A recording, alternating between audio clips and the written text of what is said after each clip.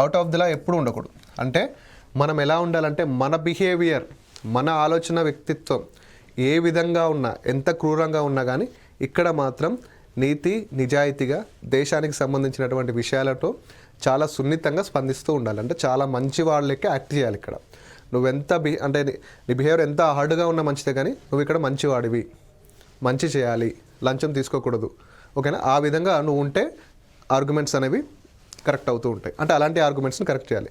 అంటే దేశానికి సంబంధించినటువంటి ఎలాంటి పాజిటివ్ అయినా కానీ, దేశానికి సంబంధించినటువంటి ఎలా పాజిటివ్ ఆర్గ్యుమెంట్ అయినా కరెక్ట్ అవుతుంది, డిపెండ్స్ ఆన్ ద స్టేట్మెంట్. దేశాన్ని విమర్శించేటటువంటి ఎలాంటి నెగిటివ్ అయినా కానీ రాంగే ఖచ్చితంగా, ఓకేనా? దేశం గురించి మాట్లాడినప్పుడు, చిన్నపిల్లల లా గురించి మాట్లాడినప్పుడు, ఆడవాళ్ళ గురించి మాట్లాడినప్పుడు ఇక్కడ మనకి ఎప్పుడు కూడా నెగిటివ్ ఆర్గ్యుమెంట్స్ అనేవి ఆల్మోస్ట్ రాంగ్ అవుతాయండి, ఓకేనా? అంటే చాలా పాజిటివ్గా దేశానికి సంబంధించి, చిన్నపిల్లలకు సంబంధించి, మహిళలకు సంబంధించి వీటన్నిటి విషయాల్లో మనం పాజిటివ్గా ఉండాల్సిన అవసరం ఉంటుంది ఇక్కడ, ఓకేనా?